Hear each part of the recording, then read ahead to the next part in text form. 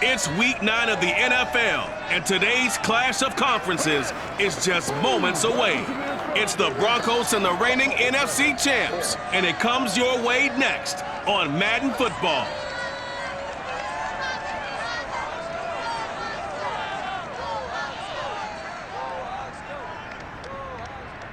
Renamed in late 2020, there's a look at Lumen Field here in Seattle, Washington. This crowd, as we've come to expect in recent years, as loud as any in the NFL, and they get even louder when their Seahawks are introduced. We're ready for football as the Seahawks get set to do battle with the Denver Broncos.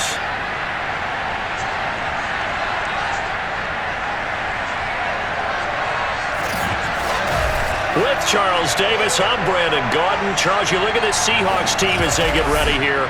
They come in losers of 2 straight, so they're trying to right the ship here a little bit. They're teetering a little bit, aren't they? And now things could really go south if they lose this game, so they understand the importance of playing well and stopping this streak.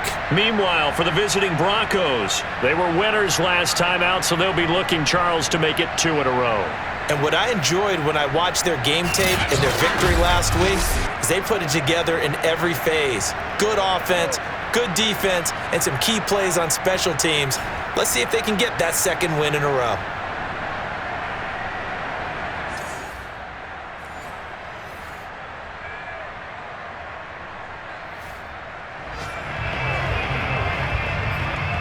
This offense has made its way into the red zone as they're set up with a 1st and 10 just inside the 20.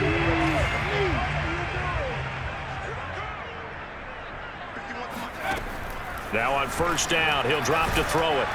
And they're going to get him. He's sacked back around the 28. That one will set him back nearly 10 yards here on 1st down on the sack. It's interesting, partner, that most defenses try and guard the 35-yard line actively because they think the way kickers are nowadays, about a 52-yard field goal, they're kind of giving up points. But you get even deeper into territory, you get into the red zone, they're going to guard it even more, which means more pressure, more blitzing. Defenses always have a goal of holding a runner under 100 yards. Well, he went over 150 last week, won NFC Player of the Week award honors. And guess what? He's got a chance to do it again because of that vision he has. He sees holes that maybe don't exist. And boy, he is very close to a 1st down, but from where they're spotting that football, he's going to be a foot or so short. That was a heck of an effort to stop him just short of the marker, but now they're going to need another big play on 4th down on defense, I believe, because offensively, they went from 3rd and long to now it's a go situation here on 4th and inches. So they do get 3 points, but that's now 3 drives with only the 3 points, not a ratio that's going to win you many ball games. Not at all, Brandon.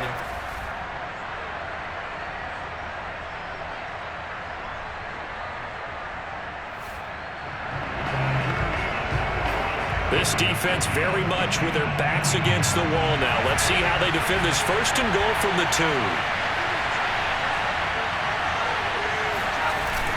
Here's Edwards, and he'll get in. Touchdown, Denver. His 4th rushing touchdown on the campaign, number 7 overall. And the Broncos have taken the lead. And boy, that was a heavy set. I think they had 3 tight ends out there. The fullback, you knew what they were going to do. Yeah, they weren't trying to fool anybody at all, were they? There was none of this show you heavy set, bootleg it out. Nah. Big guys up front, hand it to the big guy in the backfield.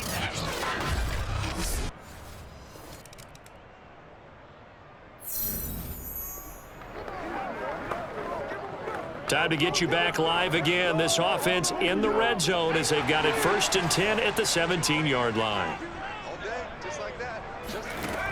They'll look to throw now on 1st down. His throw caught right around the 6. And it looks like he'll be just a yard shy of the 5 here as he's out at the 6. A lot of tight ends just use their size and their strength, try to occupy some space and kind of body people away and catch the football. But not this guy. He's a refined route runner. Makes me wonder if he took some dance classes in his background with his footwork.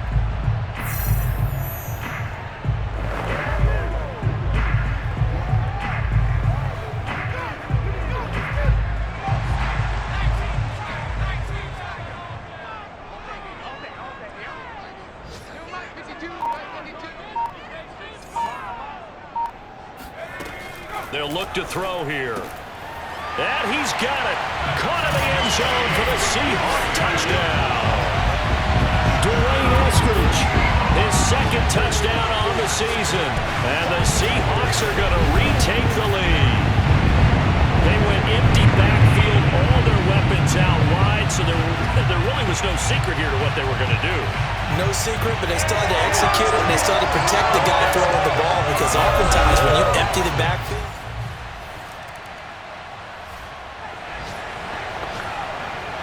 coming up here, this defense looking for a third down stop in the second quarter. Toward the sideline. Did he keep the feet in? Yes, he got them both down, says the side judge, and that's good enough for a first down. with the kind of game he's had so far, you had to know that on third down that they would be looking his way, and they did, for big yardage and a first down. I think the defense fell asleep at the switch on that one. I would have doubled him, tripled him, anything to keep the ball out of his hands.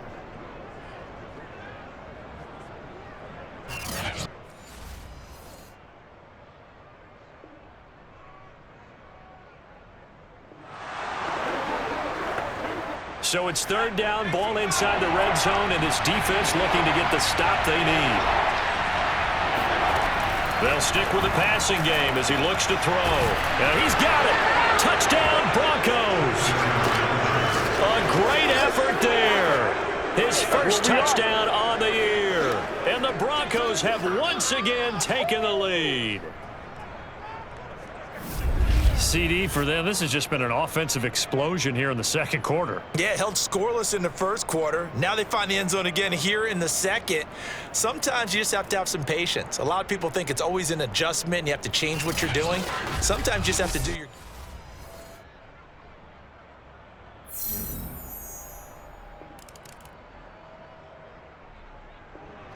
Coming to the line here to begin their next drive, the Seahawks offense.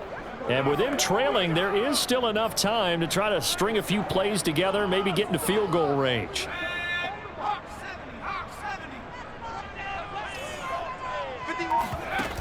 They go play action here on first down. He'll buy some time right. Now he's going to throw deep right side. He's got a man complete. And he'll take this to the other side of midfield before going out of bounds. A big connection on that one. 33 yards. There's no doubt in my mind that not many guys in this league have had the impact that he's had here in the first half of the season. He's been a big play guy from the word go and continues to be one with another one right there.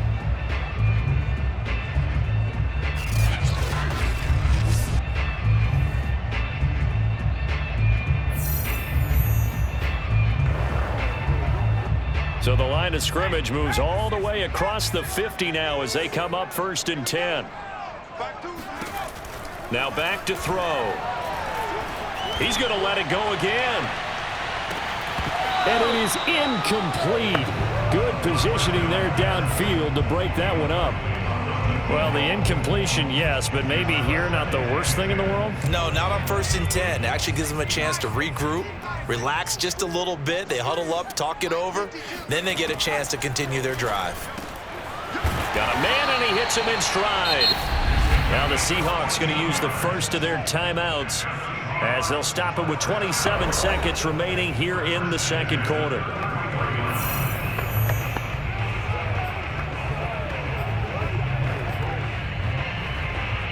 So they'll come up 1st and 10 now from the 33. They'll look to throw again. He lets this one fly toward the back of the end zone. And it'll be incomplete. Good job staying with him defensively. And it'll bring up 2nd down. This secondary has been roasted in this first half, and they get a measure of revenge there. Nice play on the deep ball. Yeah, they're going to need a few more plays like that in order to get their confidence fully back, but that's one step in the proper direction. An incomplete pass on 1st down. That leads to a 2nd and 10. Back to throw again. And he rifles one incomplete. So back-to-back incompletions.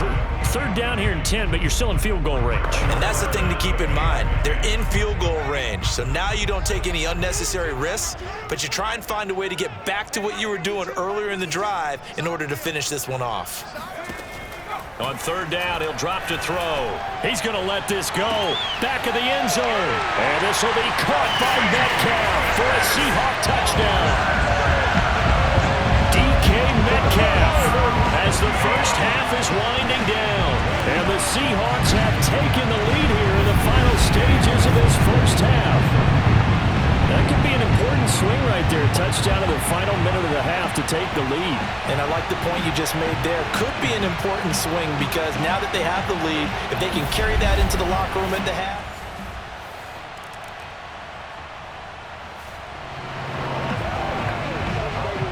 A fourth down coming up. Decision time now, as this would be a long field goal attempt. And with the play clock winding down, we're going to get a timeout. It's just their first, so 2 remaining as they burn one here in this third quarter. A fourth down coming up. Decision time now, as this would be a long field goal attempt. Now here's Michael Dixon. He's been terrific so far.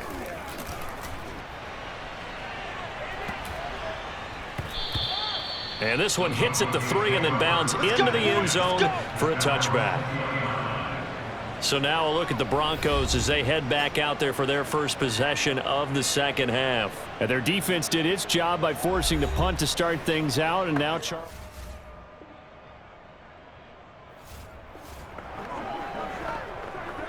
a big play coming up for this defensive unit. They're down, but just by a bit on the scoreboard. Can they get this third down stop in the third quarter?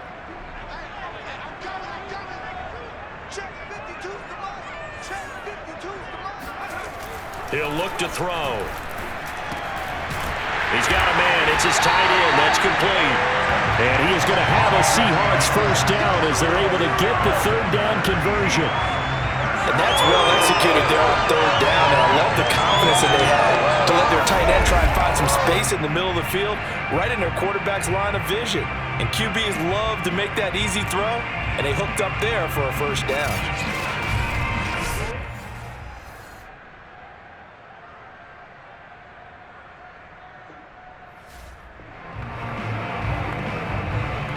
Red zone alert as we get you back into the action. This offense coming up on a second down and 3 to go.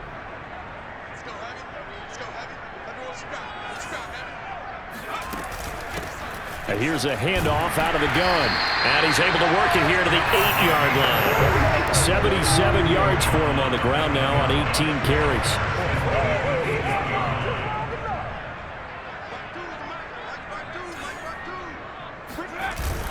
They'll try and run for it on first and goal. And he will score. Touchdown, Seattle. A great play there. His 9th touchdown of the season. And the Seahawks are able to stretch that lead out a bit further. So it was the passing game that got him down here, but closer to the goal line, it's the running game that gets him home. Certainly appears that they've lost.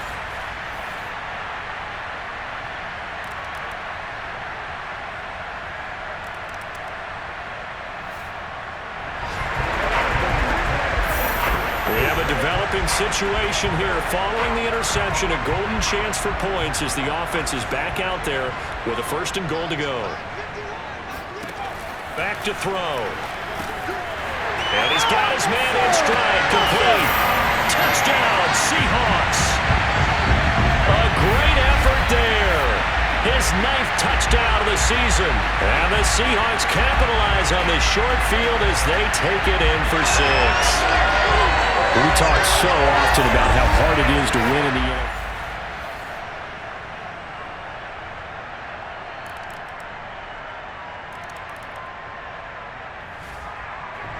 The Broncos onto the field, ready to start their next drive.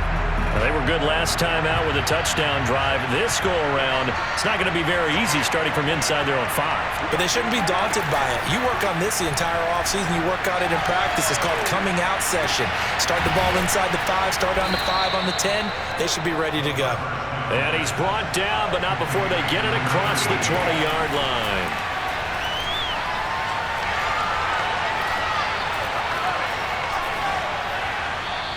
that's off the mark, incomplete. A couple extra defensive backs out there in the dime, and because of that, really not many places to throw the football if hit it.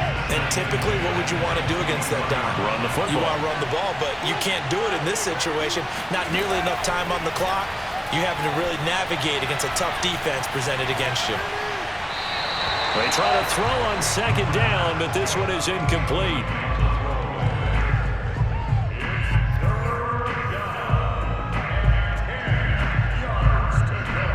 An important play right here, 3rd and 10. And I would expect pressure here. Back to throw. Now a desperation throw deep downfield. And this a leaping effort, but it's knocked away and incomplete. That means it's just one last chance left, and this has to be a first down or a touchdown, or this game's over. One score down, here we go. They're going to go for it here on 4th down. Got to try it here. He's back to throw. Gets this to Fant. And they're going to get this beyond the 40 before he's taken down. Now the Broncos going to use the second of their timeouts as they'll stop it with a little over 30 ticks to go in the football game.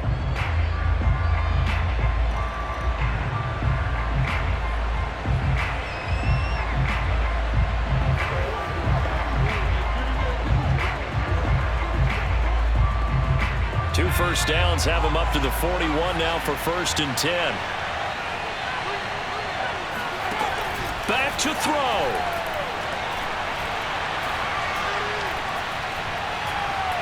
He's going to let it fly. It's caught inside the 25. He'll get this one down near the 20-yard line, just shy of the 20. Now the Broncos will use their 3rd and final timeout as they'll stop it with 11 seconds remaining in the ball game. Now the Seahawks call the second of their 3 timeouts. That'll leave them with just 1 remaining in this 4th quarter of play.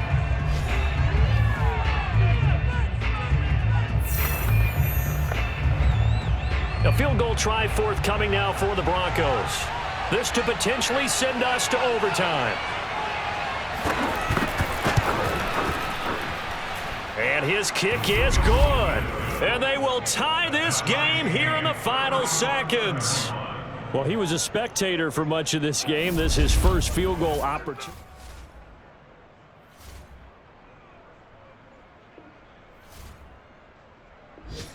Here's the Seattle offense ready to get this drive underway. Tie game, and barring something incredible here, we're likely headed to overtime. What I would do is either hand it off inside or more likely I take a knee and let the clock run out. Because if I'm back there trying to throw and a sack happens, the ball comes free, I can lose the game here. If I get to overtime, I can still win it. 4 quarters not enough. We're all even, and to overtime we go. How much fun is this for everyone who's watching the game? How much fun is it for us to see this one get an extra period to get settled?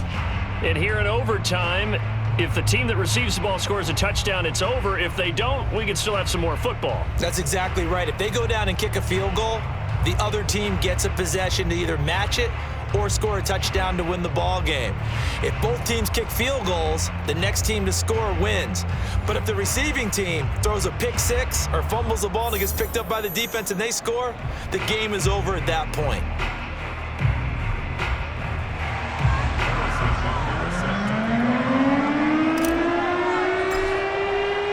So we're right back where we started, all even as the kick's away. And that'll carry over the back line of the end zone for a touchback. And the football going back over to the Denver Broncos. They control their own destiny here. They have the football in overtime. Obviously, a touchdown would win it. And I think teams around the league are still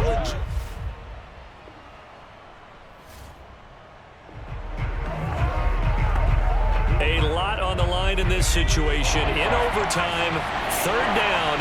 Can the defense get the stop? On 3rd down, Stevenson. That is taken in by the tight end Fant. And that'll wind up moving the chains again as the tackle's going to be made at the Seahawks 28. Brandon, that's a huge completion. A lot on the line in this situation. In overtime, 3rd down. Can the defense get the stop? Now on 3rd and long, they'll look to throw. That's caught by Kelly. 14 yards is the pickup there, but it'll still lead to a 4th down. He's padding his already great numbers here in overtime. More importantly, though, moving his guys downfield. And I think that's exactly what's going through his head right now. Moving them downfield, putting them in a position to win the game. The stats, that's for the fantasy guys. I know they're enjoying that show.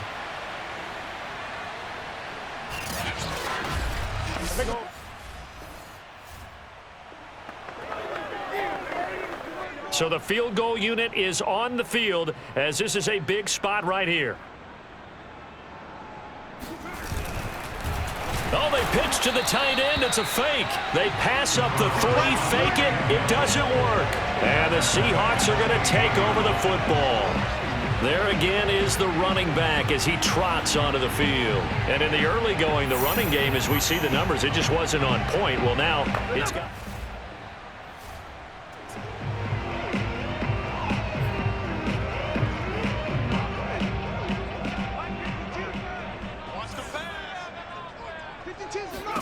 Now a first throw here in overtime. And that is knocked away in the middle of the field and incomplete. You got to remember, because now that we're in overtime, mistakes get magnified. So you got to walk that line between being aggressive and being careful, because that was a dangerous throw right there. You obviously could not have an interception in this spot. It nearly was an interception. He's lucky to get that one back. They do get a yard there, but only a yard. Leaves him with 3rd and 9 looming.